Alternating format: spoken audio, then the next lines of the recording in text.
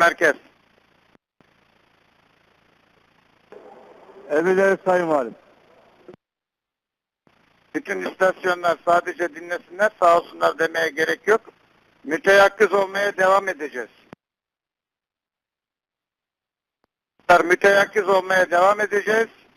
Kamu düzenini bozmak isteyen, Cumhuriyet hükümetini yıkmak isteyen, darbe yapmak isteyen, darbeye kalkışan, kanun tanımayan, vatandaşımıza ateş edecek, yaralayacak kadar adileşen vatan ve millet düşmanlarına karşı müteyakkız olmaya devam edeceğiz. Suç işleyen bütün unsurları yasal gereğinin yapılması için derhal etkisiz hale getirip gözaltına alıp hakkında yetkili Cumhuriyet Savcımızın talimatları doğrultusunda adli işlem yapılacak. Tamam.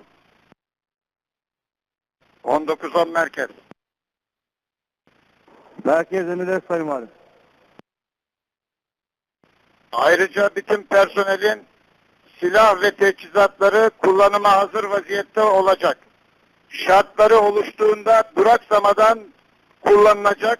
Tamam.